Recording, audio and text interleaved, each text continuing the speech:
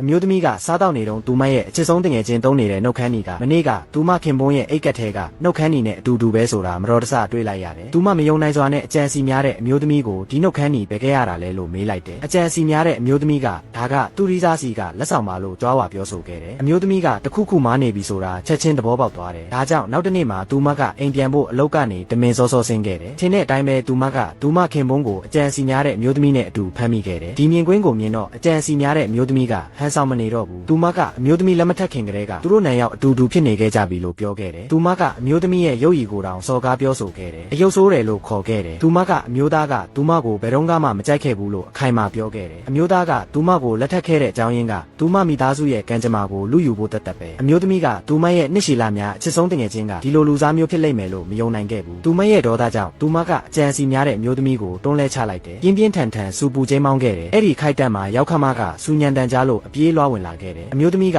သူမရောက်ခမကသူမကိုစိုးရိမ်လို့ဖြစ်မယ်လို့ထင်ခဲ့တယ်။ဒါပေမဲ့သူမအံ့ဩသွားလောက်အောင်ပဲရောက်ခမကသူမကိုနင်ကအရန်ရုပ်ဆိုးတာပဲလို့လောင်ပြောင်ပြောဆိုပါတော့တယ်။အကြံစီများတဲ့အမျိုးသမီးရဲ့လှပတဲ့မျက်နှာကိုနင်ထိခိုက်ရတယ်။သူမကစထွင်မှာဖြစ်ကင်မရာရှေ့မှာဘလို့ပေါ်လာရမှာလဲ။အမျိုးသမီးကရုတ်တရက်သဘောပေါက်သွားတယ်။သူမကလွဲလို့တခြားလူတိုင်းကသူမခင်ပွန်းကသူမကိုတစ္ဆာဖောက်ခဲ့မှန်းသိနေခဲ့ကြတယ်။သူမတယောက်တည်းသာအယူလောက်ခံနေခဲ့ရတာပါ။အမျိုးသမီးကသူတို့ကိုအရှက်မရှိဘူးလို့ချက်ချင်းအော်ဟစ်ပြောဆိုလိုက်တယ်။ဒါပေမဲ့သူမအံ့ဩသွားလောက်အောင်ပဲအမျိုးသားကသူမကိုတစ္ဆာဖောက်တာကပုံမှန်ပါပဲလို့အရှက်မရှိပြောခဲ့တယ်။အနည်းဆုံးတော့ငါမင်းကိုမကွာရှင်းခဲ့ဘူး။ဒါကတင်တော်တော်ကောင်းပေးနေပြီလို့သူကပြောခဲ့တယ်။သူကသူမရဲ့ဝါရုတ်တဲ့ရုပ်ရည်ကိုယွင်ရှာတယ်လို့ပြောခဲ့တယ်။သူကဒါကိုဆက်ဆုပ်ယွင်ရှာစရာကောင်းတယ်လို့ထင်ခဲ့တယ်။အမျိုးသမီးကသူမခင်ပွန်းကဒီလိုစကားတွေပြောလိုက်မယ်လို့မယုံနိုင်ခဲ့ဘူး။သူမကအရန်တော်သက်ထွက်သွားတယ်။သူမကသူ့အတွက်အများကြီးစတေးခဲ့ရကြောင်းပြောခဲ့တယ်။အခုသူအောင်မြင်လာတော့သူကသူမကိုဆက်ဆုပ်ယွင်ရှာစရာကောင်းတယ်လို့ထင်နေတာကိုတွေ့ခဲ့တယ်။သူတို့မှာနောင်တရမဲ့ရည်ရွယ်ချက်မရှိမှန်းမြင်လိုက်ရတော့အမျိုးသမီးကစကားဆက်မပြောတော့ဖို့ဆုံးဖြတ်လိုက်တယ်။သူမကသူ့ကိုကွာရှင်းမယ်လို့ချက်ချင်းကြေညာလိုက်တယ်။သူမကသူ့ကိုပိုင်ဆိုင်မှုတွေရဲ့တဝက်ကိုပစ္စည်းခွဲဝေမှုအတွက်ပြင်ဆင်ထားဖို့ပြောခဲ့တယ်။သူမအံ့ဩသွားလောက်အောင်ပဲမိသားစုတစ်ခုလုံးက